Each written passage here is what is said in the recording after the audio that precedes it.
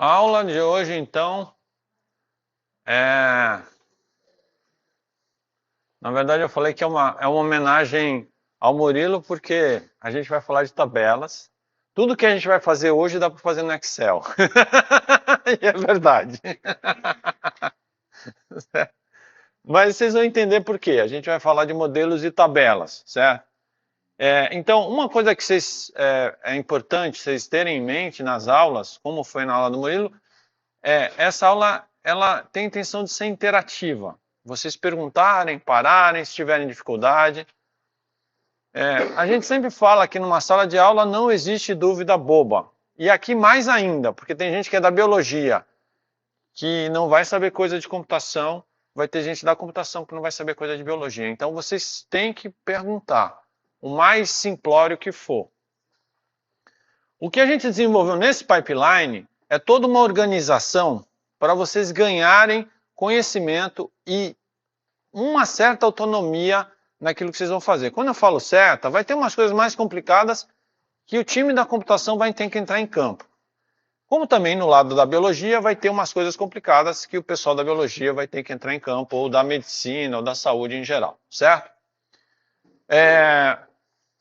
Só que eu vou trazer para vocês todo um mecanismo para vocês tentarem resolver uma boa parte dos problemas. Por quê? Quando a gente fala de ciência de dados, tudo começa com os dados, né? O nome já está falando, certo? E como tudo começa com os dados, a primeira coisa que a gente tem que ter consciência e precisa saber trabalhar bem é que sempre nós trabalhamos com modelos. E o que são modelos? Quem quer dizer o que são modelos? Vai lá, o cara já vai olhar o próximo slide, né? Ó, vão ter tarefas que o próximo slide tem um spoiler, não vale, senão vocês não vão aprender. Não vai ter nota, gente, então não fica pegando spoiler do próximo slide, tá bom? Vamos lá. O que são modelos? Quem arrisca falar o que são modelos? Uma coisa padrão? Os modelos, eles podem seguir um padrão, tá certo? Eles podem, eles usualmente seguem um padrão, tá certo? Mas não é uma característica inerente do modelo. Quem é que pode me dizer o que é um modelo?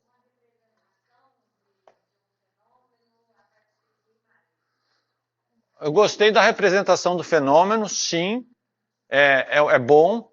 Imagens são muito usadas, mas não são obrigatórias nos modelos. A gente tem modelos que não tem imagem nenhuma, e é um modelo, tá? Uma representação conceitual de determinada situação em diversas ferramentas. Uma representação conceitual de uma determinada maneira, em que a gente pode usar ferramentas. Isso é uma aplicação do modelo. Legal. Então, modelos, eles são, e aí a gente usa a palavra conceitual, daqui a pouco a gente vai entrar na parte do que é conceitual. Eles são um conjunto de ferramentas conceituais. Eu quero que vocês considerem a palavra ferramentas aí, eu não estou falando de computador. Ferramentas muito amplo, pode ser uma ferramenta para você pensar alguma coisa, pode ser uma ferramenta para você atuar no mundo, não é? Então a palavra ferramenta aqui, um mapa é uma ferramenta, tá certo? É muito amplo, tudo bem? Então, geralmente os nossos modelos vão descrever dados, relações, semântica e restrições. A gente vai, à medida que a gente for evoluindo, a gente vai entender por que eu estou falando todos esses caras aí e por que eles são importantes. E eu acabei de perceber que eu não baixei o quadro e fica esse treco no meio. Vamos ver se ele baixa. Você tem que tirar daqui e fazer isso. Acho que não funcionou. Espera aí. Acho que agora é aqui. Bom, bacana. Então, agora é uma tarefa para vocês verem se vocês se lembram das duas aulas passadas, tá certo? A tarefa para vocês fazerem no papel agora. Em que casos o Murilo usou modelos nas duas aulas anteriores? Vamos lá. Quais foram os casos que o Murilo usou um modelo? Vamos lá. Vou dar um tempinho aí para vocês pensarem.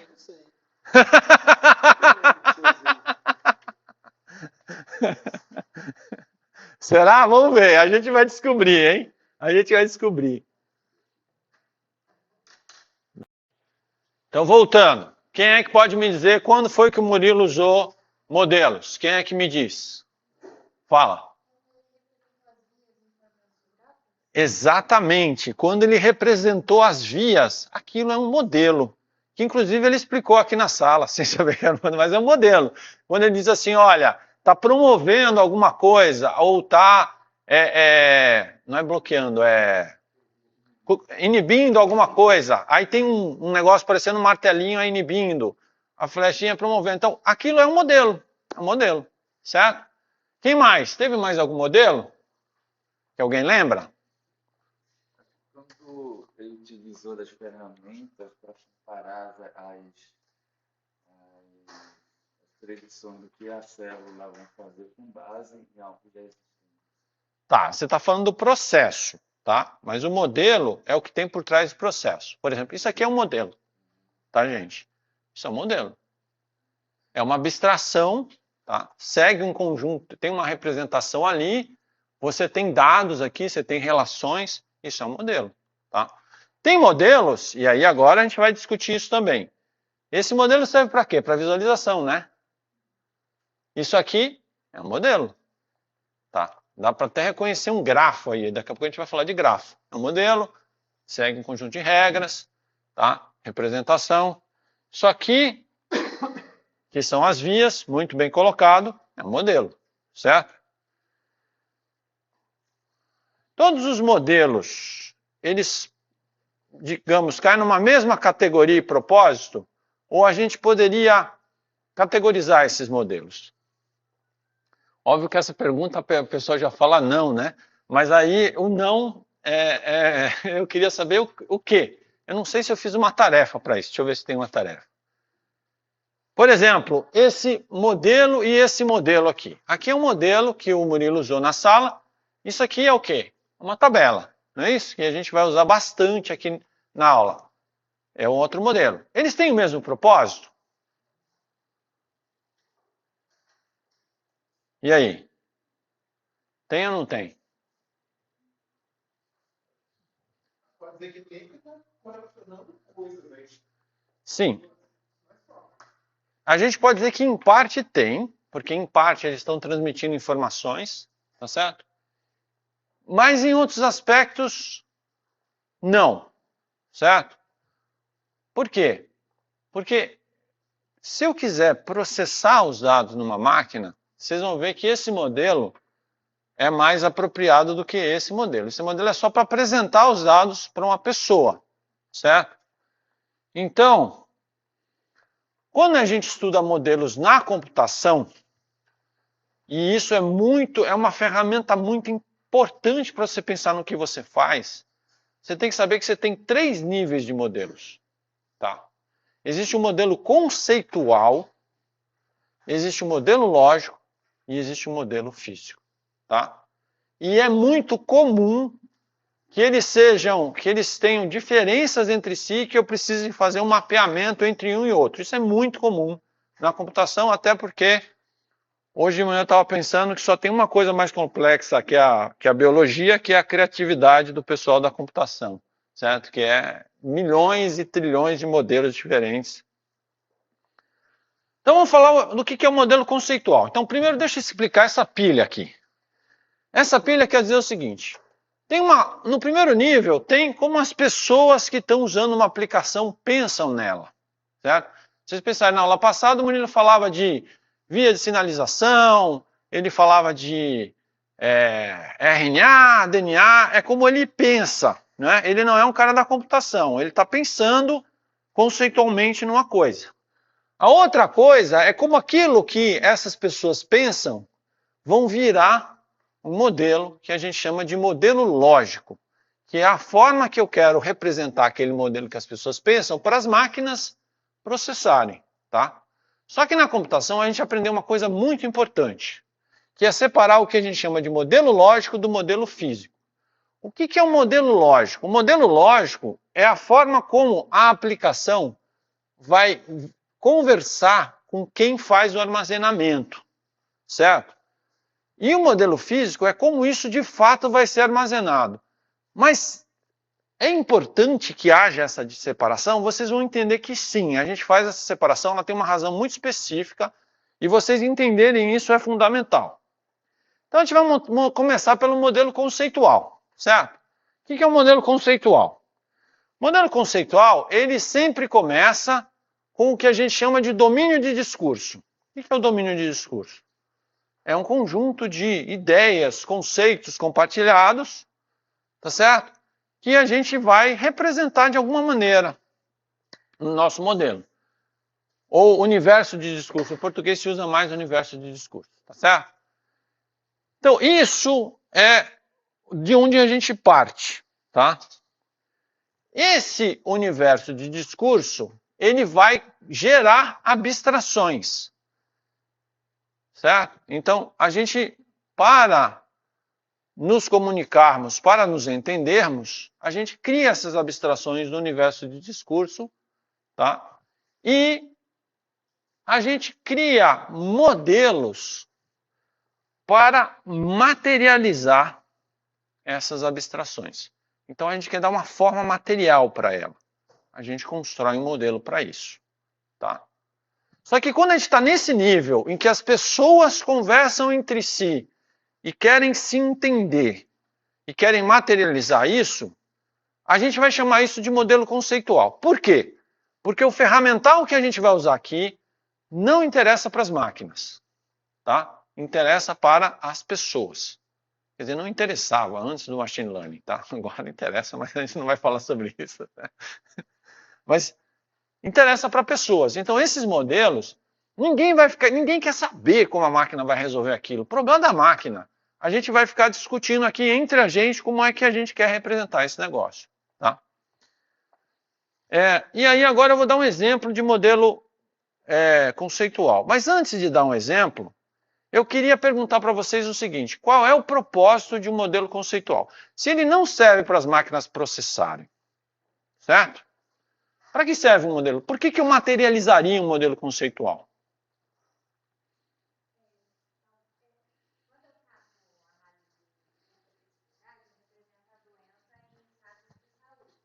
Certo.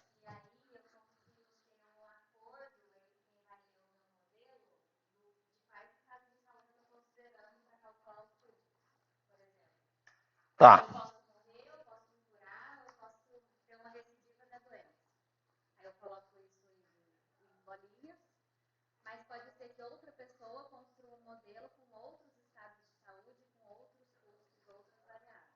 Ótimo. Exato, perfeito. Como é teu nome mesmo? Hã? Mayra. Então, Mayra, ela deu um exemplo excelente sobre modelo conceitual e que isso a gente aprende em computação, apesar de que muita gente não pratica, mas a gente aprende, que é o seguinte. Ela está falando de, ela precisa discutir com o usuário, não é? Como ele vê, não é? Como é que é como ele vê uma doença, né? Então, ela vai começar a discutir com um médico, alguém da saúde, um enfermeiro ou enfermeira, e aí ela começa a discutir ali, não sei o quê, e aí o que ela vai fazer? Ela vai usar uma ferramenta de representação, que quando a gente trabalha no nível conceitual, a gente dá uma boa liberdade para quem usa, né? Porque, na verdade, a melhor ferramenta é aquela que o usuário vai conseguir entender melhor aquilo que você está fazendo, certo? E usualmente a gente usa papel mesmo e lápis e vai desenhando e vai tentando se entender. E por que ela faz isso? Porque ela tem que debater com o usuário aquilo ali. Então a gente pode dizer que o modelo conceitual ele é uma ferramenta de comunicação. Tem também, antes de comunicação, vamos na ordem. O modelo conceitual é uma ferramenta para pensar, né? Muita gente pega e diz assim, deixa eu fazer isso aqui no papel, né? Deixa eu representar isso aqui num pedaço de papel para organizar o que eu estou pensando aqui. Então, ele serve para a própria pessoa pensar sobre aquilo que ela está fazendo, certo? Ele é um modelo de comunicação, que é exatamente isso que ela estava falando, não é? Eu preciso sentar com alguém e, não é? Imagina, uma planta de uma construção é um modelo conceitual, a gente pode considerar um modelo conceitual. E eu tenho que explicar para o pessoal que vai construir, olha, a porta vai ficar desse lado aqui. Então ele serve para eu conversar com as pessoas e discutir em que lado vai ficar a porta. Então, os modelos servem para as pessoas se comunicarem. E ele é uma ferramenta onde a gente vai chegar a um consenso. E na computação isso em todas as áreas, usando a computação, isso é muito importante. Aí entram os padrões. Alguém falou de padrão aqui. Aí vão entrar os padrões. A gente vai ter que chegar num consenso. Ô, pessoal, tudo bem, cada um está vendo de um jeito. Só que no hospital, a gente vai ter que fazer de um jeito que vai servir para todo mundo. Então a gente vai ter que saber, vamos sentar aqui e vamos tirar e colocar coisas e vamos chegar a um consenso. Então é para isso que serve o modelo conceitual. E aí agora eu vou trazer para vocês um exemplo que o Murilo mencionou inicialmente na aula passada, e a gente vai discutir do ponto de vista do modelo. Então vocês lembram que teve uma hora que o Murilo falou que ele estava enriquecendo as vias de sinalização, lembram disso? E aí ele usou o David, não é? Para fazer uma associação, né? Então, esses caras aqui, eles vão ser associados a esse processo na célula aqui, vão ser associados a essa, né? A célula está tentando se multiplicar. A célula então, existia, e a gente vai falar aqui de domínio de discurso, uma série de conceitos que eram, desde os genes, as proteínas, até as partes da célula, né? Então ele falou assim, olha, esse cara aqui fica na membrana, esperando um sinal. Isso é um outro conceito. Então existe todo um universo, isso é o meu universo de discurso, não é? E isso, no Genome Ontology, por exemplo, virou um modelo conceitual. Então vamos dizer que um grupo de várias pessoas se reuniram por muitos anos, foram melhorando, disseram, gente, tudo bem, tem tudo isso aí, e a gente tem que enfiar isso num computador. Vamos chegar aqui a um consenso de como é que a gente faz isso? Aí eles organizaram, olha, e isso o Murilo mencionou na última aula, né? A gente pode ter componentes celulares. Isso aqui é o núcleo, isso aqui é a membrana, isso aqui é não sei o quê, paraná. Tem funções moleculares e processos biológicos, tá certo? Processos biológicos, aí o Murilo vai me ajudar, eu acho que é a cadeia, né? É alguma coisa que eu estou tentando fazer, tipo, dividir a célula, não é? Deve ser. E função molecular eu acho que é mais no nível de, ele está dando um exemplo aqui, a insulina reagindo com o receptor, então é uma coisa mais localizada do que está acontecendo ali do ponto de vista molecular, certo? Então o Genome Ontology falou assim, gente, a gente precisa organizar esse negócio, e aí ele organizou dessa maneira. E vocês vão perceber que se vocês entrarem em outros sistemas, eles organizam conceitualmente de maneiras diferentes, tá certo? Porque a vida é injusta e é assim que funciona o negócio. É porque, a depender do domínio, as pessoas vêm e organizam as coisas de uma forma diferente, tá? Tudo bem? Estamos todos... Agora, então, é isso aí, ó. O que é, né? Cada um dos níveis ali do Genome Ontology, eles criaram esse modelo, e, gente, construir um modelo conceitual unificado foi um dos grandes sucessos do Genome Ontology, tá? Então, eu falo muito para o pessoal da computação que você gastar mais tempo no design, em pensando como você vai construir um negócio e acertando com o usuário, é a fórmula do sucesso. Porque a gente da computação já gosta de sentar no computador e começar a escrever código, tá certo? E não é isso, vocês têm que começar desse modelo aí. Então, a gente viu uma utilidade, uma aplicação do modelo conceitual na aula passada, quando o Murilo mostrou o David, ele pegou lá, né, várias expressões gênicas, carregou aí, né, e o David tentou colocar isso, né, aqui vocês têm associações com o Gene Ontology, eu acho que é tudo, é geoterm. Geo sempre é Gene Ontology, tá? Então o termo é Gene Ontology. Aqui está misturado os três, né? Está misturado, tá? Não? Ah, é só a biological process. É só biological process. Então aqui só tem biological process, tá? Porque ele estava interessado em qual o processo biológico, né, que aquele conjunto de expressão gênica está associado. Então eu estou pegando um conjunto de dados brutos, que são números de expressão gênica, e estou trazendo para um nível conceitual. Por quê? Porque nós, seres humanos, damos semântica ao negócio. A gente vai dizer assim, cara, então esse bando de números aqui quer dizer que a célula ela está tentando evitar a morte celular. É isso que ela está tentando fazer. Então eu passo um conjunto de dados e transformo na semântica. Certo? Pode, claro. Eu esqueci de mencionar que aqui nesse gráfico a gente tem, eu fiz uma análise humana, vamos dizer assim, e eu separei por cor processos que eu julgava parecidos, tá? Mas eu esqueci de mencionar que o David tem uma função de clustering, e ele já faz isso automaticamente. Então, por exemplo, ali as barras verdes têm a ver com a maneira com que a célula enxerga o que está fora dela. Tá? Então, é como ela interage com colágeno, com estruturas fora dela. Eu pintei de verdinho tudo que tem a ver com isso. Mas o David faz isso sozinho, se você quiser. Tá? Então, você pode... E aí ele tem não sei como é que funciona computacionalmente, mas ele procura termos semelhantes e agrupa esses termos, inclusive com ontologias de diferentes plataformas. Ele agrupa tudo isso num único grupo, um cluster. É possível, eu não sei, eu tenho que ver, mas que ele faça isso usando o próprio Gene Ontology. Porque o próprio Gene Ontology, aí, a gente não vai fazer isso hoje, senão eu vou desviar do tema. A gente vai estudar só ontologia. Não, essa observação foi ótima, mas estou te falando.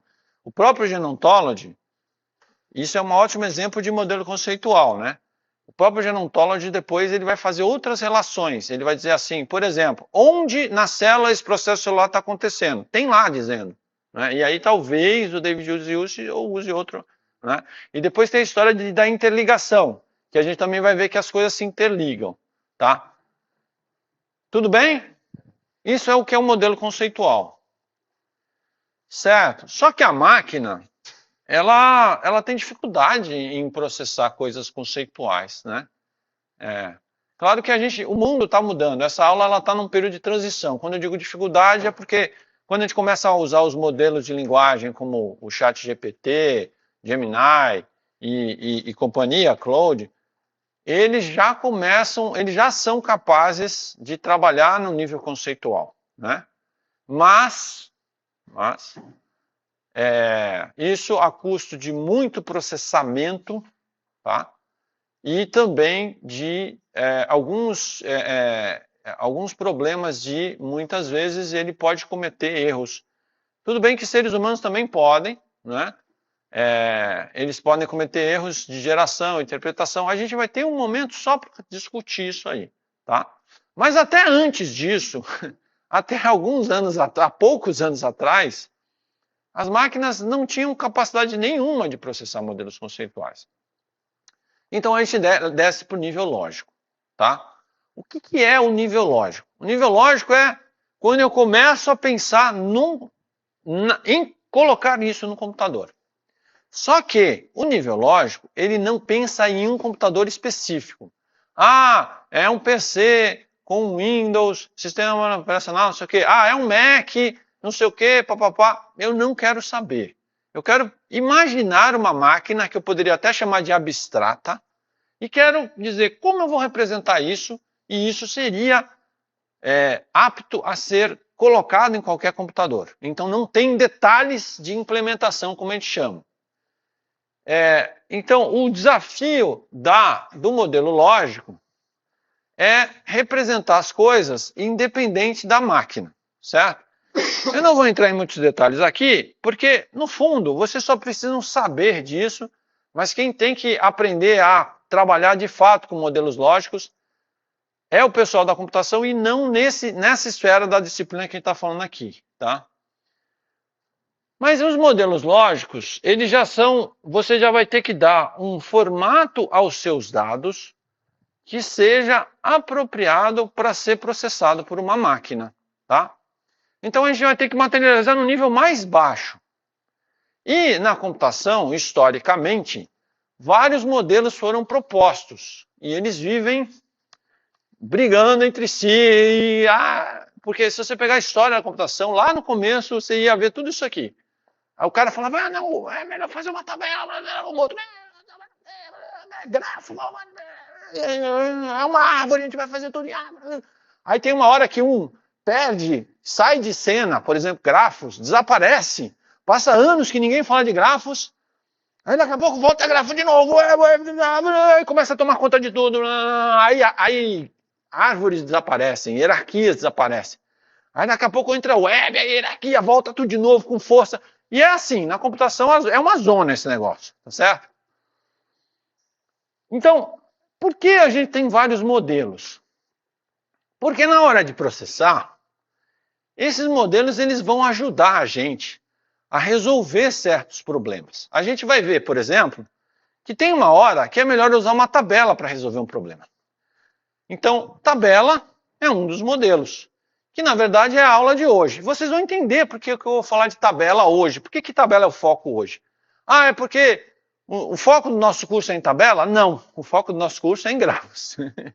Mas por que eu tenho que entender tabela? Vocês vão entender daqui a pouco, certo? Mas tabela é um modelo, tá certo? E tem horas que tabela é a melhor forma de resolver uma questão. Tem horas que é melhor eu usar uma hierarquia. Por exemplo, é muito comum na área de documentos. Eu tenho um prontuário eletrônico, eu quero guardar todas as informações. É muito comum eu usar uma hierarquia, que é um outro modelo para representar isso, certo? E a gente também usa muito grafo. Nessa disciplina a gente vai usar grafo extensivamente. Note que quando eu estou falando de hierarquia, de grafo, de tabela, eu não estou falando de formatos específicos, tá? Se eu falasse de hierarquia, eu podia falar JSON, é um formato. Aí eu já estou no modelo físico, tá? Se eu falasse de tabela, eu poderia falar CSV, que é como a Separated Value. É um formato. Eu só estou falando tabela, grafo, tá? Hierarquia. Tudo bem? Isso é lindo, é maravilhoso, mas é um pesadelo, principalmente para quem não é da computação. Para quem é da computação, isso não é um pesadelo, porque isso significa mais empregos. Mais gente para ficar resolvendo o que a gente vai fazendo. Tô brincando. Mas assim, realmente, isso vira um pesadelo, né? E é muito comum pessoas de outras áreas dizerem assim, você explicou lá uns negocinhos pra gente, fez um papapá, o negócio funcionou, né? O Murilo já me relatou um caso desse. Mas depois eu fui pegar um problema real, quando eu olhei os dados, eu disse, que raios é isso aqui? Que formato é esse? O que essas pessoas fizeram aqui? E aí parece que você encrenca, né? Então, hoje, e a gente vai falar estamos falando sobre modelos e tabelas, e a lição de hoje é que a gente tem que escolher o terreno que a gente vai fazer a nossa batalha. E é essa a lição da aula de hoje. Temos que escolher o terreno. O que significa isso? Bom, eu acho que eu estava ouvindo uns podcasts de Napoleão, fiquei inspirado por batalhas, aí peguei Sun Tzu aí, tá? Eu não fui no original, eu confiei no LLM, então é alguma coisa parecida com isso aí, tá? Então, o general que escolhe o terreno, ele vai vencer a batalha antes que a briga comece. Que a guerra comece. Isso se aplica exatamente aqui. A gente vai perceber que quando a gente faz análise de dados, a maior parte do tempo a gente vai gastar preparando nossos dados. É a maior parte do tempo, certo? Então vocês têm que aprender a escolher o terreno. Vocês têm que dizer, não, peraí. Não é de qualquer jeito, você resolvendo tudo. Não, eu tenho que dar um jeito. Por quê? Porque quando chega no mundo real, a gente acha que a nossa análise de dados vai ser isso aqui, é nosso sonho, né? Um caminho nos campos, tudo plano, eu vou passear, vai ser uma areia. No mundo real, né? tem água, eu não sei nadar, e tem uns negócios que eu não sei como escalar. Os dados são todos heterogêneos, é uma confusão, tá? O que a gente vai aprender nessa disciplina? A gente vai aprender a gente sabe que existem essas montanhas, mas a gente vai aprender a construir um caminho, a gente vai montar o nosso terreno no meio desse processo e vai aprender a trabalhar com isso. Na verdade, a gente sempre fez isso na computação, mas a gente não fala isso para os outros, tá? E o que a gente vai fazer? Então, isso que eu vou ensinar para vocês aqui é uma estratégia para gerenciar a complexidade, tá? E essa estratégia se baseia em reduzir ao mínimo, tá? Essa estratégia é muito usual na computação, reduzir ao mínimo. Por quê? Porque reduzir ao mínimo vai permitir que vocês façam o seguinte, olha só. O nosso grande problema, quando a gente está tratando, um dos grandes problemas, não é o nosso, um dos grandes problemas quando a gente está tratando dados, é fazer a comunicação de sistemas. Porque eu fui lá no Gio ou no David, peguei um conjunto de dados, mas eu quero rodar isso num outro lugar, eu quero processar isso num outro treco. Então, vão ter várias etapas. A gente vai aprender aqui que a gente vai trabalhar com pipeline, tá? Então, no final, a gente acaba num negócio assim, ó, né? Múltiplos possíveis formatos, com múltiplos estágios e aplicações, e o cara acha que ele tem que saber tudo, certo? A gente ensina na computação que quando tem um cenário assim, a melhor estratégia, né? Então eu tenho isso aqui, tem alta complexidade. A melhor estratégia é fazer uma coisa assim. Esse cara do meio é o que a gente vai chamar de mínimo, tá? Vai ser uma espécie de um acordo que a gente vai fazer de uma coisa mínima que todo mundo, ou quase todo mundo, vai concordar em trabalhar, tá certo? E isso na computação é engraçado, porque a gente tem um processo de sobe e desce que é assim, a gente vai ficando complexo, mas dá para fazer isso, dá para fazer aquilo, a gente pode... Aí todo mundo para e fala, galera, ninguém está entendendo ninguém aqui. Aí alguém vai lá e propõe um negócio super simples, e aí sai acabando com todo mundo, e todo mundo vai para o simples. Aí quando começa a funcionar, esse processo é assim, é cíclico, tá certo? Eu fui para uma conferência de geoprocessamento, eles tinham criado um padrão, né, na área de geoprocessamento para intercâmbio de dados. Eles começaram com um negócio mais simples, mas foram ficando animados. O negócio ficou ultra complexo. E aí eu estava na conferência, era uma conferência internacional, aí o cara foi fazer uma mesa redonda, né? E ele começou assim, galera, ninguém mais consegue usar esse negócio. Porque o cara, para usar isso, vai ter que ler tantas páginas dessa especificação que não dá mais. Aí o que aconteceu? Aparece um cidadão que diz assim, tudo isso que você tem em 100 páginas, eu vou fazer em uma. E todo mundo vai usar isso. É exatamente isso. E aí, todo mundo vai para aquela uma página. E isso acontece na computação recorrentemente e a gente vai ver como a gente vai fazer isso hoje. Certo? Mas a gente precisa desse acordo aí, né? Na hora que a gente tem esse acordo, a gente usa o que a gente chama de pivô. O que é o pivô? O pivô vai ser um cara comum que todo mundo vai usar para trocar os dados. Certo? Que a gente vai ver aqui, não é? E aí você pode, inclusive, é uma coisa que a gente faz recorrentemente, criar pipelines, criar linhas de construção em que todo mundo dessa linha, bora todo mundo trabalhar com pivô? Bora. Aí todo mundo trabalha com pivô. Tá certo? E no final das contas, o que a gente faz na área de análise de dados, ou na área de ciência de dados, é bom chamar a atenção disso, porque a depender do domínio, o pivô pode mudar, tá certo? Eu dou uma aula, por exemplo, de arquitetura de software, que o nosso pivô é outro, não é tabela, tá certo? Por outras razões que eu não vou discutir aqui. É um outro pivô. Tá? Mas na área de análise de dados, as tabelas têm sido o grande pivô, certo? Por que tabelas? Então, bom, ficou ao contrário, aí devia aparecer table, mas tables são esse pivô, Então você imagina que eu posso ter vários estágios e todo mundo vai trocando tabelas, certo? Primeiro, todo mundo ama tabelas. Inclusive o Murilo, quando usa o Excel, adora tabelas. O Excel é uma tabela. Uma planilha eletrônica é uma tabela, certo? E isso, na verdade, a gente subestima o papel das planilhas eletrônicas, mas todo mundo recorre a ela, inclusive o pessoal da computação. Inclusive quando a gente está fazendo alguns processos, chega uma hora que a gente abre uma planilha e resolve as coisas, tá certo? Eu tive uma aluna que eu orientei, que ela estava pesquisando planilhas eletrônicas como bancos de dados populares, porque todo mundo consegue fazer.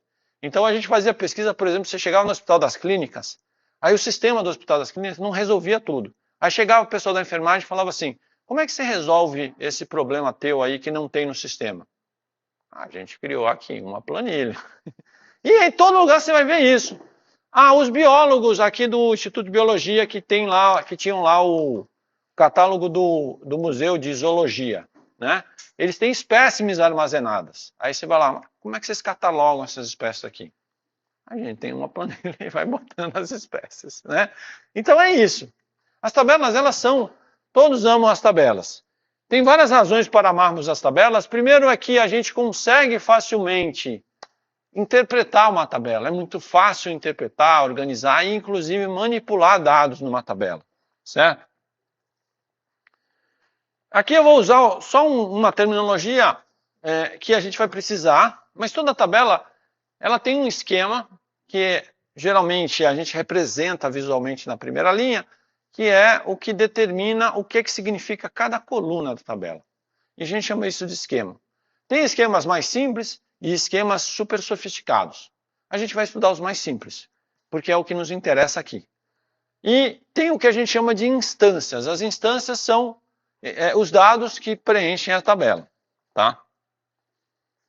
Então, o que todo mundo gosta em tabelas é que tabelas são muito previsíveis. Até o pessoal da computação gosta de tabelas. Elas são muito previsíveis. Aliás, o modelo de banco de dados, até hoje, mais usado se chama banco de dados relacional. E o que tem nele? Tabelas. Aliás, ali entre a década de 80 até ali o ano 2000, ou até um pouco mais do que o ano 2000, quando a gente ensinava a disciplina de banco de dados, a gente só falava de tabela. A gente não falava de grafo, a gente não falava de hierarquia, porque ninguém usava. Era aquela época assim que os caras tinham desaparecido e aí voltaram agora, tá? Então, além de ser previsíveis, as tabelas, imagine que são uma tabela de um survey. As tabelas elas são ótimas, por exemplo, para fazer coisa do tipo, eu quero selecionar uns caras. Você vai recortar umas colunas, umas linhas, quer dizer.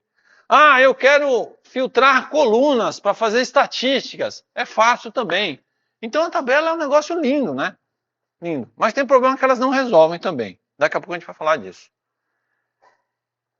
A gente tem uma técnica para relacionar tabelas, certo? Digamos que eu tenho duas tabelas e eu preciso que essas duas tabelas, uma faça referência a alguma coisa na outra. A gente quer relacionar as tabelas, certo? Então, a gente usa um negócio chamado, em computação, o nome é chave estrangeira. Vai ser importante vocês entenderem isso aqui, porque vão ter várias coisas que a gente vai brincar aqui de tabela hoje, que se você não entender como isso funciona, vai atrapalhar a brincadeira, certo? Então vamos lá. Aqui eu estou dizendo assim, olha, eu quero fazer um controle, dado um certo armário, quem é a pessoa que ocupa aquele armário, tudo bem? Certo? Então, vocês estão vendo que cada pessoa tem um código, certo?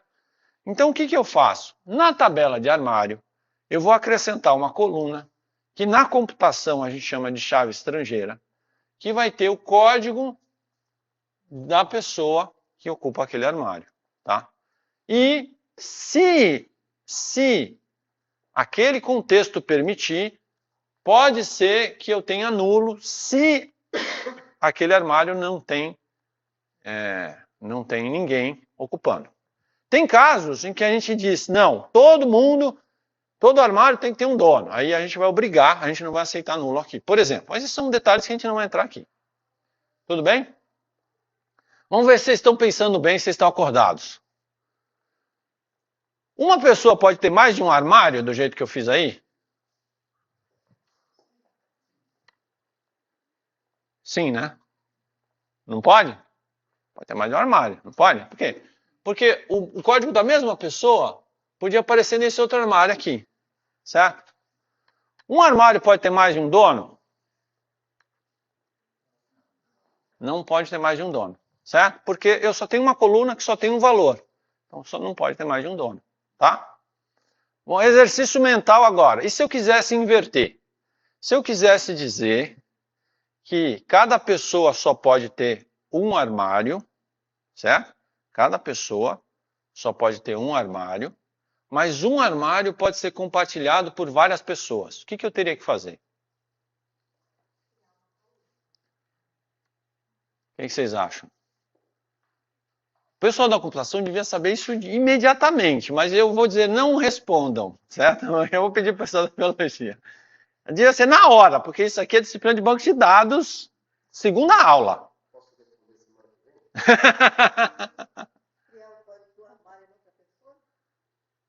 Exatamente, perfeito, é isso mesmo. Então, se eu quiser, note o que eu falei, presta atenção, eu quero que uma pessoa só tenha um armário. Cada pessoa só tem um armário, certo? Porém, cada armário poderia ser compartilhado por várias pessoas. Tudo bem? Então, se eu pegar essa coluna e transferir para cá e disser qual é o armário que essa pessoa ocupa, tudo bem? Eu não fiz esse slide porque essa ideia só me ocorreu agora. Eu não sei se é fácil eu alterar ele. Deixa eu ver se é fácil alterar. Acho que não. Até que talvez seja. Deixa eu ver.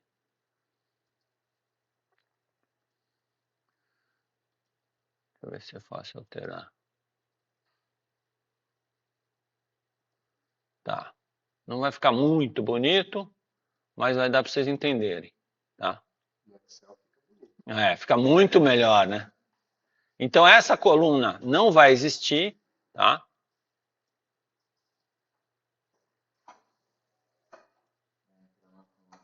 Essa coluna vai deixar de existir, certo? E vai existir aqui o código do armário. Eu não lembro como foi que foi o padrão. Eu chamei... tudo bem. Eu posso chamar aqui de armário, se eu quiser. Tudo bem? E aí vai ser o contrário, concorda? Por quê? Porque aqui eu vou dizer qual é o armário que essa pessoa ocupa.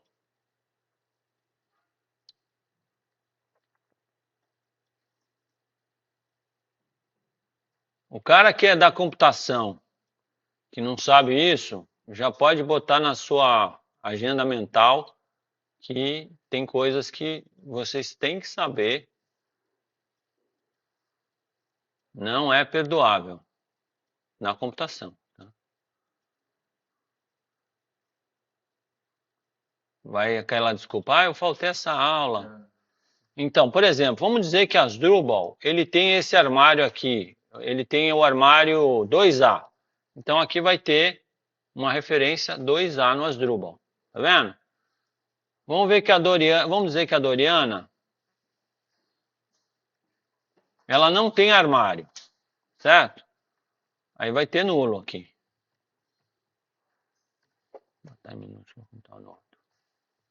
Vamos dizer que Quincas tem o armário 2B, certo?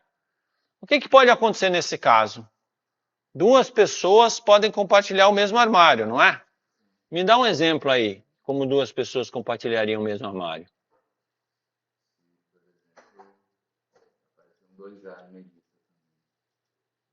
Apareceu um 2A em Melissa também, perfeito. O que está acontecendo aqui?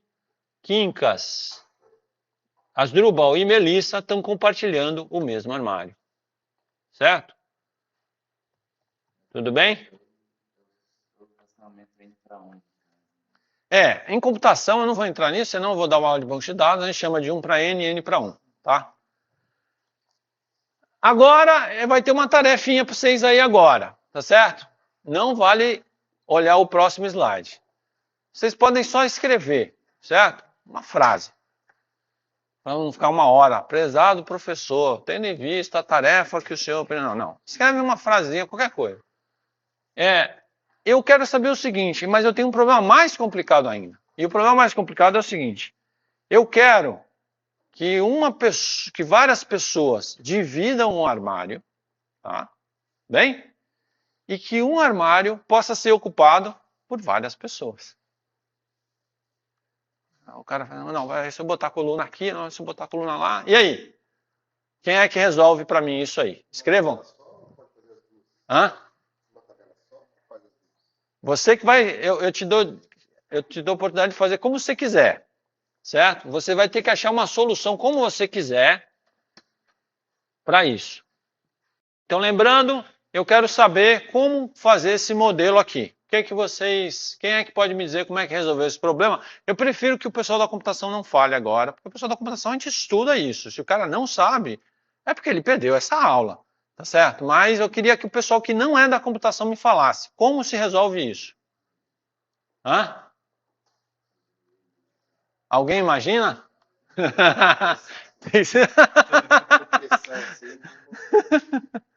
E aí, como é que a gente resolve isso? Quem é que pode me falar? Quem não é da computação? Eu estava vendo gente fazendo desenho certo, mas eu não sei se era... Você é da computação? Ah, não sabe? Mas tudo bem. Você é daquele curso de bio... Mas tudo bem, fala aí. O que você acha que é? É que eu acho que essa... Eu não sei se banco de dados é visto nesse curso. Acho que não, né? Fala aí. O que você acha que...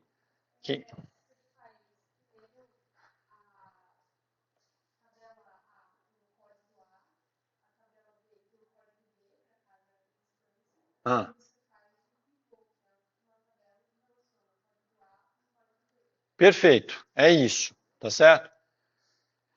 Eu só quero chamar a atenção que você usou a palavra pivô, que está certo, mas não é aquele pivô que eu estava falando lá atrás. Não. Você pode usar pivô. Ela é um pivô, na verdade. Mas assim, não é aquele pivô que Só para vocês não confundirem. Não é aquele pivô que eu estava me referindo, tá certo? Isso aqui é outra história.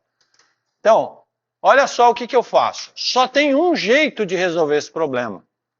E o resolver esse problema você tem que ter uma tabela, uma terceira tabela, que liga as outras duas, certo? Então, na verdade...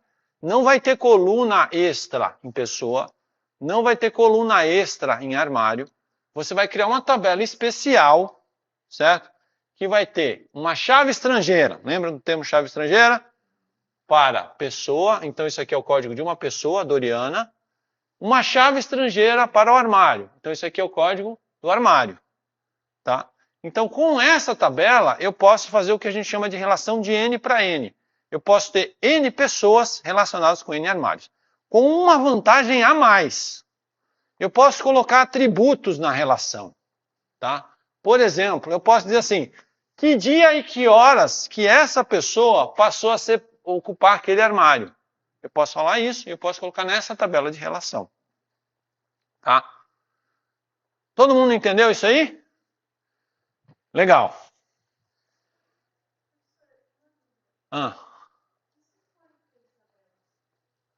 Se eu quiser relacionar 3 tabelas, o conceito é exatamente o mesmo. Eu tenho as 3 tabelas e a minha tabela de relação vai ter 3 colunas. Uma para cada tabela. Entendeu? É uma ótima pergunta, tá? A gente estuda isso. É claro que em computação a gente vai estudar isso de uma forma muito mais sistematizada. Eu estou mostrando para vocês uma cápsula de sabedoria aqui em pouco tempo. Certo? Em computação, a gente chama isso de mapeamento. A gente vai pegar o que a gente chama de modelo conceitual e mapear para o modelo lógico. Tem técnicas, enfim. E aí, aqui é um outro exemplo, tá certo? Por exemplo, eu tenho uma tabela de clientes, uma tabela de táxis e eu quero registrar corridas. Então, a minha corrida é uma pessoa, aí eu tenho uma chave estrangeira para a pessoa, uma placa de um carro, eu tenho uma chave estrangeira para o carro, e quando foi a corrida, por exemplo. Isso é muito comum. A gente faz isso o tempo todo em computação, tá? Tá. Mas, agora eu quero chegar em análise de dados. E a gente vai inclusive olhar algumas tabelas que têm alguns sistemas, para a gente ver isso na prática, para vocês entenderem como é que funciona isso, tá? Então, na verdade, existe uma infinidade de tipos de tabelas possíveis, tá? Mas tem 3 tipos que, se vocês dominarem, se vocês conhecerem bem como eles são, se vocês entenderem como é o en passant desses 3 tipos, vocês vão dominar os principais encrencas que vocês vão encontrar nos dados que estão disponíveis para análise. Note, eu quero repetir que a gente está falando de análise de dados. Tá? Outros domínios eu ia dar uma aula totalmente diferente. Tá? Mas na área de análise de dados, 3 tabelas que estão aqui. A primeira eu estou chamando de tabelas como vetores. Na verdade, se a gente for lá para a computação, não é esse o termo que a gente usa. Eu fiz uma adaptação para bancos de dados, né? Eu fiz uma adaptação, porque depois a gente vai usar essas tabelas como vetores. Então é só para vocês associarem. Tabelas como relações e tabelas como redes, certo? A gente agora vai olhar essas 3 tabelas, tá? Então vamos lá. Tabelas como vetores. São as tabelas mais triviais de todas, certo? O que são as tabelas como vetores? Tabelas como vetores é você pegar uma tabela e cada linha dessa tabela, em computação a gente chama de tupla. Cada tupla dessa tabela, ela vai representar uma entidade. Por exemplo, pode ser um zumbi, certo? Aí geralmente eu tenho uma identificação da entidade, que geralmente é um código. Eu botei um nome aqui só para ficar simplificado, né? E eu tenho o que a gente chama de atributos daquela entidade, certo? Então eu tenho os zumbis, altura, peso, tá? É isso. A tabela é isso aí, certo? E essa é a tabela mais recorrente, mais comumente achada em análise de dados. É essa aí, tá? Por que eu chamei tabelas como vetores? Eu tenho uma aula sobre isso, depois eu vou botar o vídeo lá, mas depois a gente vai ver isso em mais detalhes. Eu chamei de tabelas como vetores porque, principalmente no caso de análise de dados, esses atributos, não necessariamente todos, hoje em dia talvez até todos, né? Mas não necessariamente todos, mas eles poderiam ser colocados no espaço. Tá? Então, imagina que eu tenho altura e peso. Eu posso imaginar que a altura das pessoas seja o eixo Y, o peso seja o eixo X, e eu posso pegar esses elementos, que são as tuplas, e posso imaginar elas no espaço. E isso vai abrir porta para uma montanha de análises que a gente vai poder fazer com isso. Tá? É por isso que eu estou chamando como vetores. Tá? Apesar de não ser um termo não da área de banco de dados. Isso é um termo mais de análise de dados. Então, eu estou misturando as coisas aqui. Certo? Então, eu tenho um vídeo que eu vou deixar lá para vocês assistirem, que eu falo de células cancerígenas no espaço. Certo? Que, basicamente, eu acho que eu mencionei isso na primeira aula, na aula de abertura, né? Você imagina que eu tenho células para câncer de mama, né? E aí, eu não tenho uma figura para isso, mas você faz uma... Como é o nome para isso? Quando você tira uma amostra para analisar, você faz uma biópsia. Então, você faz uma biópsia, né? Você vai lá e extrai uma amostra daquele nódulo, né? Deixa eu falar algum termo muito louco, você me avisa, tá?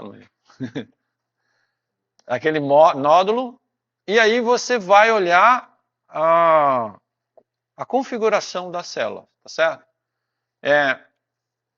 Eu não sei se até hoje se faz visualmente também. O especialista olha a célula até hoje? Até hoje o especialista vai no microscópio e vai olhar o formato da célula, tá certo? E aí o especialista vai saber. Tem várias características que vão dizer para ele que seja do tamanho do núcleo, que seja da configuração da membrana, se ela está mais regular ou mais irregular. Ele vai olhar tudo isso e vai dizer, não, isso aqui é um câncer, né? Câncer maligno, parará. Ele pode dizer várias coisas sobre isso. Eu não sei até que ponto ele pode dizer, até um certo ponto ele vai dizer sobre isso. Mas também tem técnicas de análise de imagem computacional, não é? Eu não sei quão eficientes elas são, mas elas também geram métricas. E aí tem um banco de dados interessante, né? Esse do Scansing. Esse é um artigo antigo, que eles pegaram e construíram uma tabela. E essa é uma tabela, ela está disponível aqui, se vocês quiserem, mas hoje a gente não vai mexer nela não, tá? Porque a gente vai ter uma aula para isso. Mas eles pegaram uma tabela e eles pensaram assim, bom, eu quero criar uma tabela como vetor, certo? Então o que eu quero é, cada linha da minha tabela é uma biópsia, tá? E eu vou ter atributos que vão ser as características que eu vou conseguir observar daquela célula. Aí para isso, eles tiveram que estabelecer métricas, tudo bem? E aí eu não vou detalhar as métricas, primeiro porque eu não sou especialista da área, eu posso falar bobagem, tá? Mas eles têm um artigo que está referenciado lá, né, sobre isso, que eles mostram o que é cada métrica. Eu quero chamar a atenção que esse é um artigo antigo, tá? É lá no começo, então pode ser que tenha muita coisa que hoje em dia os caras dão risada, dizendo, a gente não faz nem isso mais, tá? Mas assim, na época os caras estavam tentando fazer isso. E aí eles analisaram várias coisas, com cavidade, simetria, dimensão fractal, que é para ver como é que eram as ondulações, se eram muitas ondulações ou se era menos. Então eles tinham o raio, o perímetro. No caso aí o raio e o perímetro era do núcleo, né? Porque eu acho que o núcleo fica aumentado, não tem isso? Eu acho que eles falaram alguma coisa assim.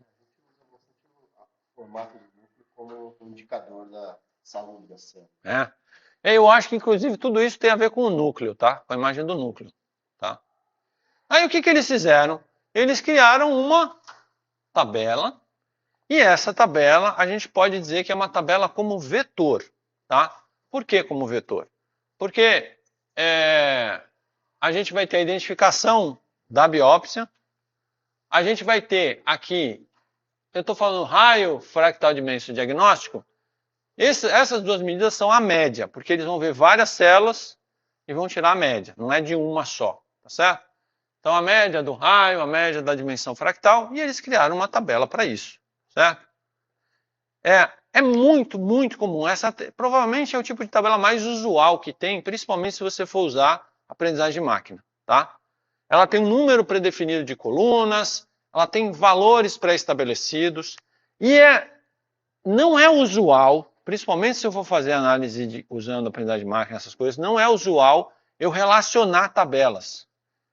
O que eu tento fazer, e esse é um processo que depois eu posso entrar em detalhes que a gente chama de desnormalização, eu tento enfiar tudo numa tabela só. Por quê? Porque aí eu vou passar, por exemplo, no meu algoritmo de aprendizagem de máquina, que a gente gosta de chamar de moedor de carne, ele vai lá, e aí ele vai tentar fazer o quê? Ele vai tentar, por exemplo, eu posso ensinar um algoritmo a predizer, essa coluna aqui está dizendo se é benigno ou maligno. Será que eu consigo treinar um algoritmo para predizer? Será que eu posso fazer o que a gente chama de clusters, né? Comunidades de acordo, tá? Então essa é uma tabela muito comum. Novamente, como eu estou te dizendo que ela está no espaço, eu poderia colocar num plano cartesiano, não é? Inclusive, tem valores que a gente chama de categóricos, tá? Mas o categórico eu não posso considerar. Pode, porque eu posso criar colunas, uma para cada valor da categoria. Também funciona, dá para colocar no espaço, tá? Enfim. E aí, eu sempre gosto de mostrar, dá para botar dinossauros no espaço.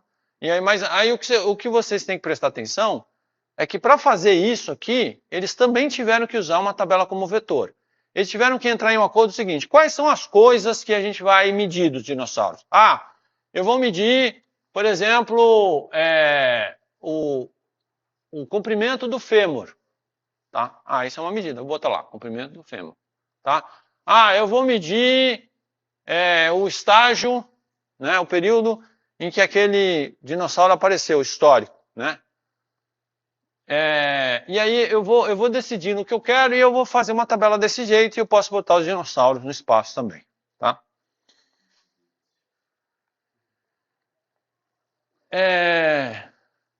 Então, vamos lá. Eu vou dar um tempinho para vocês. Eu pedi, eu não sei se alguém viu isso, para vocês trazerem as tabelas de vocês, né? Ah, eu tenho uma tabela que é assim.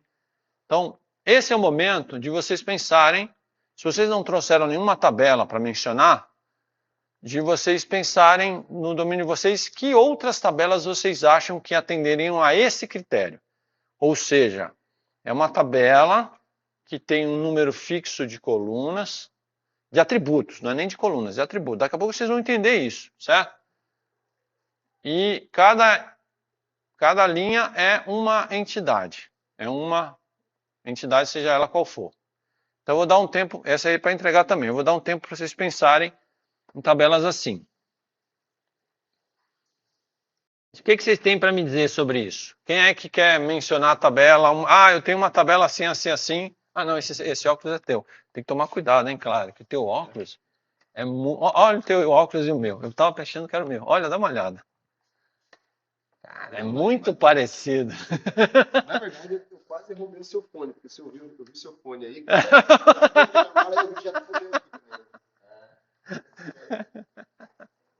Então,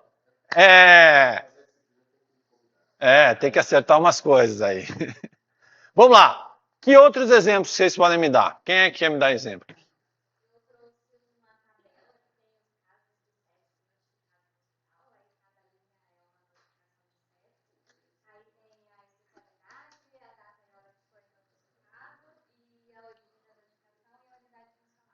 Perfeito.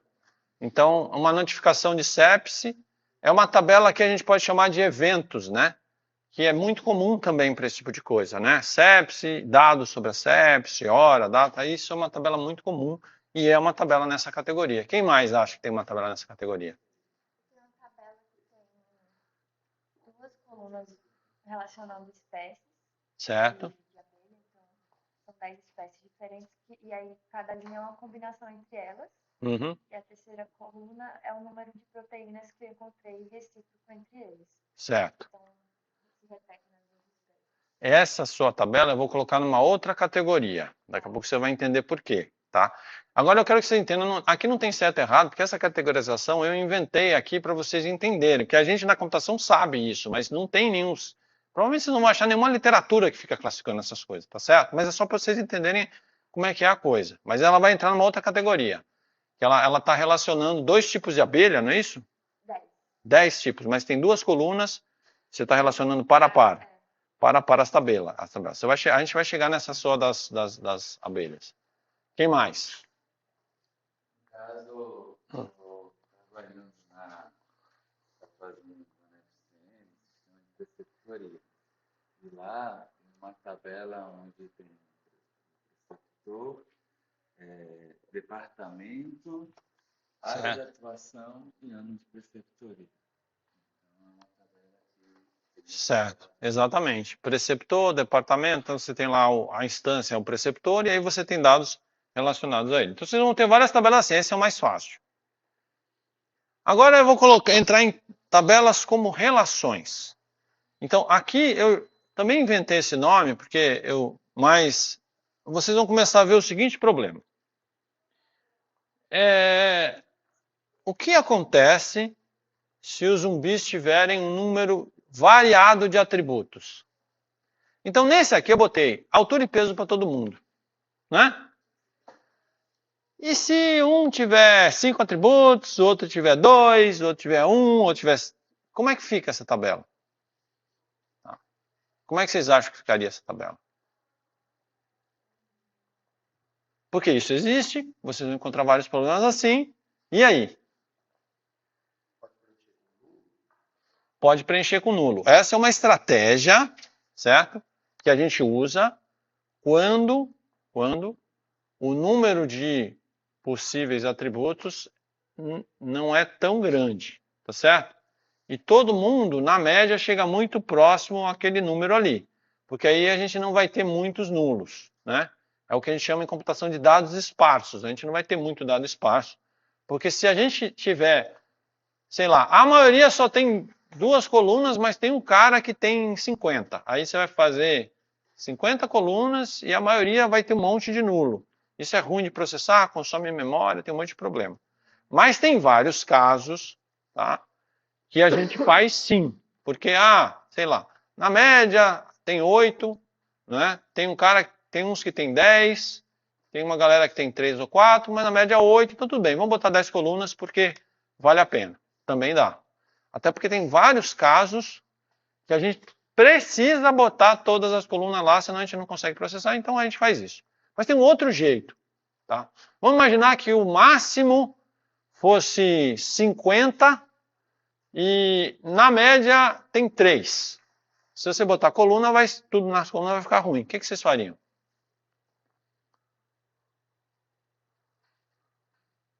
Conseguem imaginar? Vocês vão encontrar um outro tipo de tabela muito comum, que é esse segundo tipo, tá certo? Isso seria uma tarefa, mas eu vou pular essa tarefa. Então, imagina, por exemplo, que eu tenho um restaurante e as pessoas podem comprar coisas nesse restaurante para comer. E aí pode ter um número diferente de itens, tá? Esse é um caso clássico, tá certo?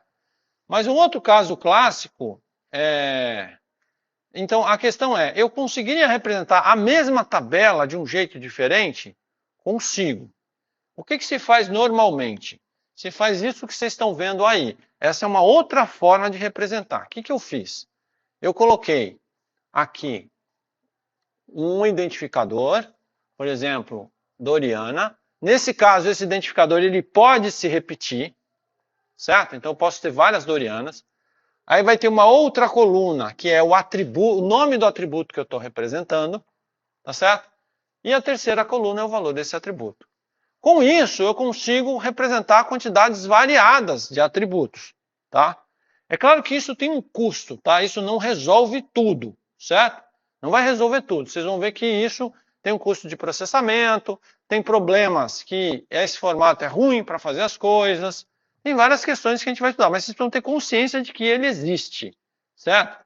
Por exemplo, tem esse artigo aqui, que eu vou retomar ele mais na frente de novo, que eu peguei uma tabela, eu dei uma tratada aqui para ela ficar visual, tá? Mas chama Human Symptoms Disease Data Network.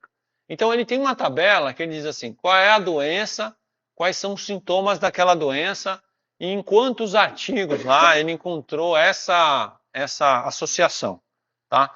Então notem, como uma doença pode ter um número variado de sintomas, tá? Então eu usei esse formato. Eu escolhi uma coluna para ter a doença, a outra coluna para ter os sintomas, e eu posso ter outras colunas com valores, quantas eu quiser. Tudo bem? Hoje a gente não vai aprender a transformar uma na outra, mas a gente vai ter que fazer esse exercício mais para frente, tá? E por último, existem as tabelas como redes, que aí a gente vai chegar nas suas abelhas, certo? O que são tabelas como redes? Você fala, André, mas você falou que a disciplina foca em redes e você fica falando de tabelas. Na verdade, a gente trabalha com redes, mas a gente acaba usando tabelas. Por quê? Porque naquela troca entre vários tipos de software, a gente vai pegar a rede, representar numa tabela, jogar essa tabela, e o outro vai pegar essa tabela, vai ler a rede, vai fazer outra coisa com essa rede. Então, mesmo se no meu nível, que eu vou chamar de lógico, eu estou pensando numa rede, no nível físico vão ser tabelas, certo? Então, como é que é? Quando eu tenho uma tabela como rede, geralmente não, eu vou ter que ter uma tabela que vai representar o nó do grafo. Então, você imagina que eu tenho, o que é um grafo? São nós e conexões, tudo bem? Então eu vou ter uma tabela que representa o nó do grafo. O que essa tabela que é o nó do grafo tem? Ela vai ter um ID daquele nó e valores, tá? Para aquele nó. Então vamos ver um exemplo aqui rápido. Por exemplo, então, isso se você for olhar no grafo, ele seria assim. Na tabela seria assim, aí a primeira linha vai ser o primeiro nó. E todas as colunas a mais vão ser propriedades desse nó. A segunda linha vai ser outro nó. E todos os valores que tiver ali são propriedades desse nó. Tudo bem? Depois, na prática, vocês vão entender melhor. Tá, e aí eu vou ter uma outra tabela que vai representar as relações... Peraí, isso aqui... isso aqui eu estou mostrando um exemplo lá que Na verdade, isso aqui tem a ver com um exemplo. A gente depois vai trabalhar especificamente com isso, mas o exemplo que o Murilo mostrou, a gente vai fazer aqui na sala, aquela cadeia de sinalização de proteínas, quando ele mostrou o caso do melanoma, não é? Então, por exemplo, imagina que eu tenho uma proteína AKT1, tá certo? E ela tem um identificador, tem um valor. Então, ela é um nó. É uma linha dessa tabela, AKT1. A outra linha é aquela BRAF, né? Novamente, tem um nome e tem um identificador. Então, cada linha vai virar um nó, tudo bem? Aí, como é que eu relaciono? Eu tenho as arestas. Aí chega nas abelhas, como é teu nome? Da Sara? Nas abelhas da Sara. O que são as arestas? As arestas, ela é muito parecida com aquela solução que eu mostrei para vocês de N para N. Porque como qualquer nó, teoricamente, pode se relacionar com qualquer nó, o que eu vou fazer? Eu vou ter uma tabela que vai relacionar os dois. É isso. Tá? Então, aquilo que a gente aprendeu de N para N lá atrás, é como eu faço um grafo. Não é? Então, eu vou imaginar que eu tenho minha origem, que é um nó, então eu tenho que ter uma chave estrangeira para o ID daquele nó. Tá?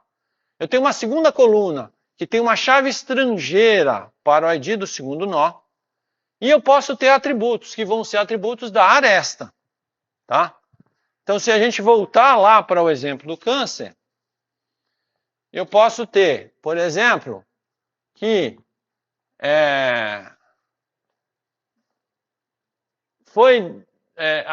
existe uma interação entre duas proteínas, essas duas.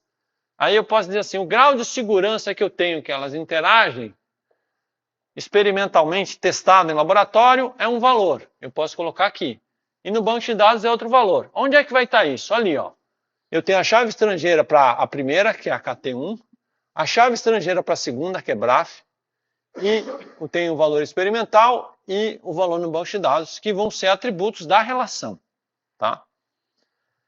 Esse modelo permite, inclusive, que eu faça o que a gente chama de grafos direcionados. Ele pode ter uma direção, porque eu posso estabelecer que é sempre de quem aparece na primeira coluna direcionado a quem aparece na segunda, por exemplo. Então, o gráfico pode ser direcionado. Tá? E se eu não quiser que seja direcionado, eu ignoro a ordem das colunas. Aí ele não é direcionado.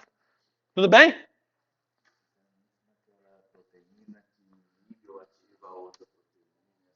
Aí a ordem é importante, aí o gráfico tem que ser direcionado, porque é a primeira que inibe a segunda, você entendeu? Tá? Beleza? Finalmente, a gente tem um modelo que a gente chama de físico. O que é um modelo físico? Na hora de jogar isso na minha máquina, no meu disco, como é que ele vai ficar? Tem N modelos físicos, tá? Incompatíveis de tabelas, tem vários. Mas André, mas se eu só escolher tabela, mesmo assim você vai ter 300 milhões de tipos de tabela. Existe algum universal? Um formato que cada vez mais a gente tem convergido se chama CSV, Comma Separated Value. É aquela brincadeira que eu falei, é o formato mais simples que existe. Por quê? Porque se eu fizer a tabela no Excel, o Excel vai guardar os dados, o formato, né? Tamanho da letra, fórmula, não sei o quê. Eu posso fundir células, e isso é difícil, né? Eu estou falando Excel, mas pode ser qualquer software de planilha. Então, o formato do software de planilha, eles são extremamente complexos. E a maior parte das coisas não interessa para processamento de dados, só se interessa para a apresentação dos dados. Certo? Então, o CSV é assim, qual é o mínimo possível e imaginável? Tá? Então, é o padrão mais simples de tabela que existe e é por isso que ele é o mais popular. Tá? É fácil de implementar, todo mundo consegue reconhecer isso. A maioria dos softwares exporta ou importa CSV, a maioria. Tem os caras fora? Tem. Sempre tem. Tá? Mas a gente vai ver que a gente consegue resolver, contornar uns problemas. E evita incompatibilidade do futuro. Por quê? Por exemplo, quem usou o Excel lá no começo, a primeira versão do Excel, é possível que o Excel de hoje não abra mais o arquivo. Tá? Pelo menos no Word eu tenho esse problema. Eu tenho um arquivo de Word muito antigo, o Word recente ele simplesmente não abre mais. E vida que segue, tá certo? CSV é tão simples que sempre dá para abrir. Mesmo que você vai fazer o programa para abrir, é muito fácil. Tá? Como é que é o CSV? É uma coisa muito, muito simples. Tá? Basicamente, é um arquivo texto, tá? Onde eu tenho, na primeira linha, o nome dos atributos, que é o meu esquema, separados por vírgula, tá certo? E as linhas seguintes são os dados, sempre separados por vírgula. E é isso. E ele é formato texto. Cada linha é uma tupla. É só isso. Tem algumas coisinhas que eu poderia falar para vocês. Ah, mas e se nos meus dados eu tiver vírgula? Porque às vezes no meu dado eu tenho um texto, né? Aí eu posso usar aspas, certo? Então, aquela célula eu posso colocar entre aspas. O CSV reconhece isso. Se ele começa a ver que você abriu uma aspa, ele sabe que ele vai considerar tudo ali dentro e só vai parar quando fechar a aspa. Então, mesmo que você tenha vírgulas, ele está sabendo que ainda está ali, até fechar a aspa. Ah, e se os meus dados tiverem aspas? Também tem uma consideração para isso. Se você dentro da aspa botar duas aspas coladas, para ele, isso não é um fecha-aspa, é uma aspa dentro da aspa. Entendeu? Então tem todas as...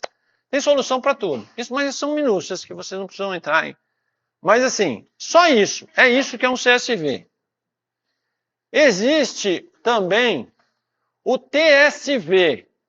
O TSV é muito comum, tá? Como eu falei, o pessoal da computação é criativo. Então, tem gente que ao invés de usar a vírgula, usa o tab, o caractere tab, eu não sei se vocês sabem, aquele da tabulação. Geralmente, pela extensão do arquivo, você vai saber se for CSV é coma, então é vírgula, se for TSV é tab, geralmente. Mas tem uma galera, né, que gosta de botar a extensão CSV e ser tab. Tem gente que bota extensão CSV ao invés de usar vírgula, usa ponto e vírgula. Tem gente para tudo, tá certo? Às vezes você tem que abrir no editor de texto e inspecionar lá o que é, certo? Tudo bem? O problema quando a gente trabalha com números brasileiros, o Brasil usa o decimal, vírgula. Isso atrapalha. Isso atrapalha pra caramba. Mas aí é só usar aspa, é bem fácil assim. É que às vezes o dado já vem sem aspa. Virar para processar isso aí. Não, mas aí é o seguinte, assim, se quem gravou quem grava o CSV, se for um bom software que grava o CSV, ele já tem que resolver isso. Se ele olhar que tem no dado, na hora de gravar, ele vê que tem uma vírgula, ele já põe a aspa. Ele tem que fazer isso na hora. Ele já resolve isso. Porque senão, não dá, né? Agora, o que também você pode pedir para o software fazer, que também resolve muito caso, é você diz, põe aspa em tudo. Que também pode, não tem problema. Ele só vai ocupar um pouquinho mais de espaço, mas não tem problema. Aí ele põe aspa em tudo, aí você não vai ter mais problema. Entendeu? Tem esse parâmetro. Depois a gente pode ter uma aula de planilha, você mostra no Excel, eu mostro no LibreOffice. A gente tem uns parâmetros. Na hora de gravar, ele pergunta: ah, você quer separar com o quê? Ele não devia perguntar na hora de gravar, ele podia perguntar na hora de ler. De gravar, ele devia deixar só vírgula para as pessoas não terem ideias. Tá certo? Porque você pode gravar separado pelo que você quiser. Mas na hora de ler, ele pergunta: ah, esse negócio está separado pelo quê? E a maioria dos softwares ele tem um preview. Aí você diz assim: deixa eu ver se foi por vírgula. Aí você bota vírgula e você olha como fica. Ah, não. Deixa eu ver se é tab. Não é tab. Ponto e vírgula. Ah, é ponto e vírgula. Tá certo? Texto em colunas. Hã? Texto em colunas. Texto em colunas? Então, tudo bem? Agora eu quero só mostrar dois exemplos práticos. Eu queria gastar mais tempo com esses exemplos, mas hoje a gente vai fazer muito rápido. Tá certo? Eu quero pegar o seguinte. Eu vou pegar um artigo. Isso a gente vai fazer bastante na disciplina, porque a gente está falando de análise de dados, então eu não quero ficar só usando o Toy Example. Eu quero pegar o que o cara entrega lá, certo? Para você entender. Então a gente vai pegar um artigo de 2023, bastante recente. O que esse artigo está propondo? Esse artigo, a gente vai estudar esses caras em mais detalhes mais para frente. Eles estão propondo um grafo, certo? Que a gente vai chamar de grafo de conhecimento. A gente vai ter uma aula só sobre grafo de conhecimento. Que eles estão pegando e interligando. Esse trabalho é lindo esse trabalho, tá? Eles estão ligando doenças, fenótipos. Entenda por fenótipo, quem não é da área de saúde e biologia, fenótipo pode ser, por exemplo, uma manifestação da doença. Febre é um fenótipo, certo? É um fenótipo, não estou falando besteira, é um fenótipo. Febre é uma manifestação.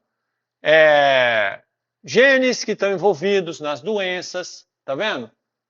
Pathways, tem tudo aqui. E eles botaram tudo num mega grafo, certo? É impressionante esse trabalho, tá? E aí, se vocês podem abrir o link, é por isso que vocês estão nessas máquinas, se vocês quiserem, vocês podem abrir o link, tá? Ele vai abrir esse artigo.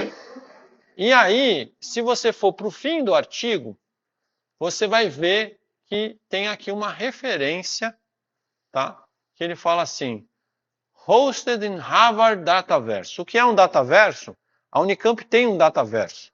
Se chama Redu, tá? Que inclusive o Redu da Unicamp agora tem uma determinação que quem faz pesquisa, né, mestrado, doutorado e gera dados que podem ser disponibilizados publicamente, é obrigado a depositar os dados no Redu antes da defesa, tá certo? É um dataverso, que usa inclusive o mesmo software que esses caras de Harvard usam, tá? O que é um dataverso? Um dataverso é um repositório que organiza bonitinho os teus dados, tá? Aí, você diz assim, eu quero baixar dados desse grafo e quero olhar. Aí você olha lá, na hora de baixar, o que ele mostra aqui? Comma separated values. Cara, você vai invariavelmente achar um cara desse, certo? Invariavelmente. Só que ele usa tab nesse negócio aí, ou não. Eu não lembro se ele usa vírgula ou tab. A gente vai descobrir agora, tá? Tudo bem? Então, tem lá, né? Então vamos ver as tabelas desse cara. Entrem nesse link. Na verdade, nesse link que eu coloquei aí, por que a gente não vai no link original? Porque as tabelas são tão grandes que elas não iam abrir na máquina de vocês, tá? Elas são realmente imensas. Então o que eu fiz? Eu tive um trabalho. Se vocês entrarem nessa, todo mundo está nessa página aí, se vocês entrarem nessa pasta samples aqui, tá? Vocês vão ver que eu tive um trabalho de cortar amostras do grafo para a gente dar uma olhada no jeitão, tá certo? Então a gente vai pegar o primeiro, que é Disease Features, aqui, tudo bem? E eu vou perguntar para vocês assim, olhando assim essa tabela, ela se parece com o quê? Daquelas 3 tipos que eu falei. Você acha que é a segunda?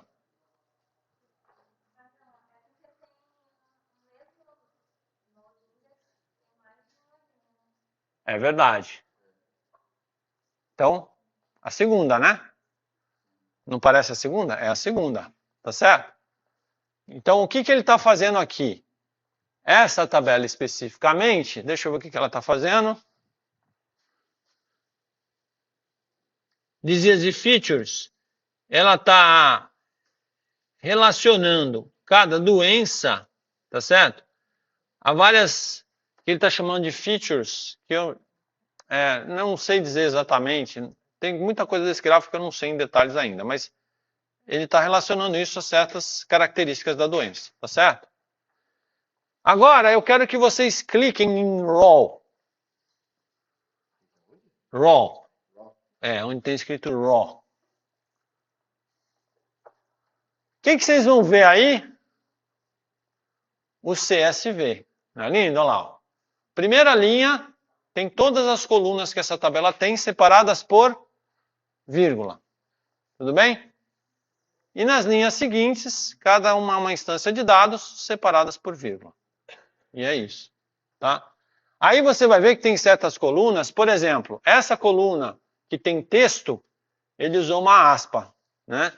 Por que ele usou uma aspa aqui? Porque nesse texto provavelmente tem vírgula, certo? Então ele botou entre aspas para isolar a vírgula naquele texto, certo?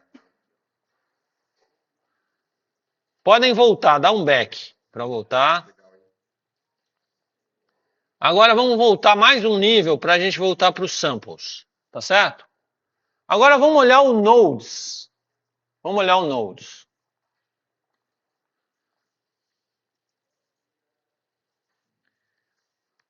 Essa tabela, ela pode se comportar como duas coisas, concordam? Elas podem se comportar seja como...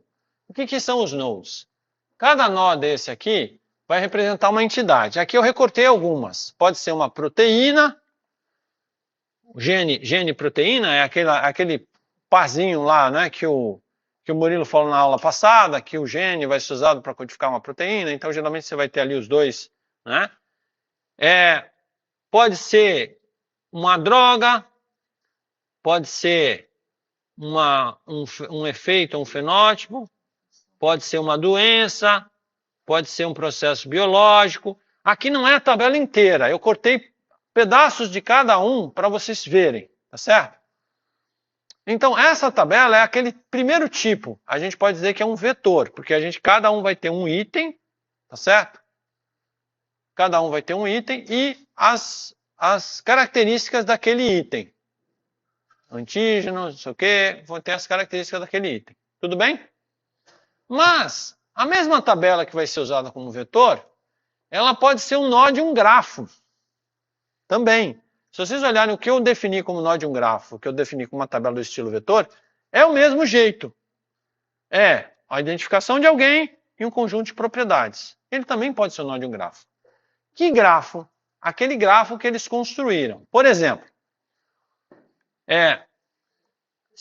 vocês podem duplicar a aba aí. Eu não sei se vocês sabem duplicar a aba, porque eu queria que vocês abrissem agora, volto aqui para samples, e vocês abrissem a tabela de arestas, que são as arestas do grafo. Tudo bem? As arestas do grafo. Então, olha só essas arestas, olha que coisa. Isso aqui é lindo. Depois, se vocês quiserem, todas elas vocês podem dar roll, vocês vão ver o CSV, certo? E eu quero chamar a atenção que eu não fiz nenhum tratamento. É do jeito que foi baixado de lá. Eu só recortei pedaços, tá? Então, aqui vocês estão vendo aqui, ó, uma relação é proteína-proteína, tá? Aí tem um X-index e Y-index. Na relação proteína-proteína, o X-index é uma proteína e o Y-index é outra proteína. Então, ele está dizendo que a proteína 0 interage com a proteína 8889. Então, volta para a aba de cá. E vamos olhar aqui, ó. Eu cortei essas duas aqui. Então, vocês vão achar aqui uma proteína 0. É no node index que eu olho, tá? A proteína 0 é essa aqui. E a 8889 está aqui, é essa proteína aqui. Então, o que ele está fazendo? Ele está relacionando dois nós, dizendo que duas proteínas interagem. Certo? Tudo bem? Vamos voltar lá de novo. Eu tenho aqui, por exemplo, drug e effect. Então, drug é um nó e effect é outro. Então, o primeiro é o 14251, que vocês podem olhar aqui nas drugs. 14251 é o tacrolimus, que todo mundo conhece, né? É conhecido por todo mundo. Tacrolimus, certo? Normal. Eu escolhi um bem popular, assim, para vocês... parece. Tacrolimus batar. E o outro é um efeito. O efeito é 24475. Vamos ver aqui. 24475, o que é? Aí está lá um efeito. 24475. Tá vendo? Então, o que ele está fazendo? Ele está relacionando as duas tabelas na forma de um grafo. Né? As duas não, é a mesma tabela. Todos nós estão numa tabela, todas as arestas da outra. Aí ele diz, esse cara se liga nesse, esse cara se liga nesse, esse cara se liga nesse, esse cara se liga nesse, esse cara se liga nesse. E ele monta um grafo. Aí, nesse caso, o nosso modelo lógico, olha lindo agora, hein? Agora é o Matrix, agora vocês vão ver o Matrix. É o momento. É o momento agora de ver as balas, parar as balas no ar, que nem o Neo lá, pegar as balas assim e olhar o Matrix agora.